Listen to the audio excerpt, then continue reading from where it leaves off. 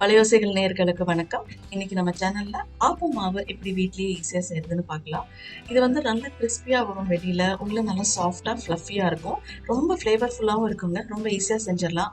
ஆப்பத்துக்கு வந்து chicken stew, veg stew அந்த மாதிரி காரமான சைட் டிஷ்ஷஸ் ரொம்ப நல்லா இருக்கும். ஆனா என்னோட ஃபேவரட் எப்பவுமே தேங்காய் பால் தான். ஆப்பம் அண்ட் தேங்காய் பால் சாப்பிட்டா ரொம்ப ஃபில்லிங்கா, ரொம்ப சாட்டிஸ்ஃபையிங்கா இருக்கும். இட்ஸ் ஒரு கம்ஃபர்ட் ஃபுட்டுன்னு சொல்லலாம். ஒரு மிக்ஸி ஜார்ல ஒரு கரண்டி பழைய சாதம், 1 table spoon sugar, 2 table spoon அளவுக்கு துருவின தேங்காய், நல்லா ஃப்ரெஷ் கோகோனட்டை சேர்த்துக்கோங்க. இது கூட ஊற வச்ச அரிசி சேர்த்துக்கலாம். ஒரு 4 மணி நேரம் நான் இந்த அரிசியெல்லாம் ஊற வச்சிருக்கேன். 3/4 கப் பச்சரிசி, 1/4 கப் புழுங்கல் அரிசி, ஒரு கைப்பிடி அளவு உளுந்து, முழு உளுந்து, ஒரு ஸ்பூன் அளவு வெந்தயம், இதெல்லாம் சேர்த்து நல்லா 4 மணி நேரம் ஊற வச்சிருங்க. இதையெல்லாம் நல்லா தண்ணி விட்டு நைஸா அரைச்சு எடுத்துக்கோங்க. அரைச்சு எடுத்துட்டு தேவையான அளவு உப்பு சேர்த்துக்கலாம். பிளஸ் இது கூடவே நான் ஒரு 1/2 கப் அளவுக்கு புளிச்ச தோசை மாவு சேர்த்திருக்கேன். ஏன்னா இது சீக்கிரம் புளிக்கிறதுக்காக. நான் காலையில ஒரு 10 மணிக்கு இந்த மாவு ஆட்டியிருக்கேன், நைட்டு டின்னருக்காக. ஸோ காலையிலேயே இது புளிக்கணும், இது கொஞ்சம் குளிரா இருக்கு, அதனால சீக்கிரம் புளிக்கிறதுக்காக தோசை மாவு சேர்த்திருக்கேன். ஒரு 7 to 8 hours கழிச்சு பார்த்தா இது நல்லா பொங்கி இருக்கு. இது கூட நம்ம ஒரு பிஞ்ச், 2 பிஞ்ச் அளவுக்கு சோடா உப்பு சேர்த்துக்கலாம்.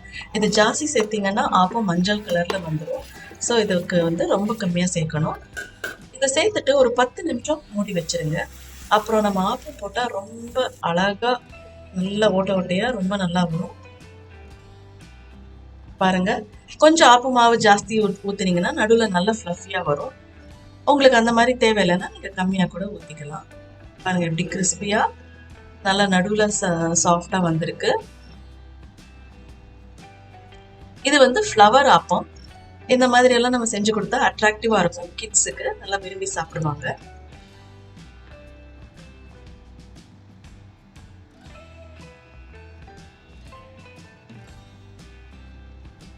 இப்போ வந்து எக் ஆப்பம் பண்ணலாம். ஒரு ஹாஃப் வெந்ததுக்கு அப்புறம் ஒரு முட்டையை உடைச்சு ஊத்திடுங்க. ஊத்திட்டு இதை வந்து மூடி வச்சிடணும். பட் சிம்மில் வச்சு வேக விடணும், அப்போதான் முட்டை நல்லா வேகும். முட்டை வெந்ததுக்கு அப்புறம் இதுக்கு நம்ம சீசனிங் பண்ணிடலாம். சால்ட் அண்ட் பெப்பர் போட்டாச்சு. இது ரொம்ப ரொம்ப டேஸ்டா இருக்குங்க. இந்த எக் ஆப்பம் கண்டிப்பா ட்ரை பண்ணி பாருங்க. இந்த ரெசிபிஸ் எல்லாம் உங்களுக்கு பிடிச்சிருந்ததுன்னா லைக் பண்ணுங்க, ஷேர் பண்ணுங்க, சப்ஸ்கிரைப்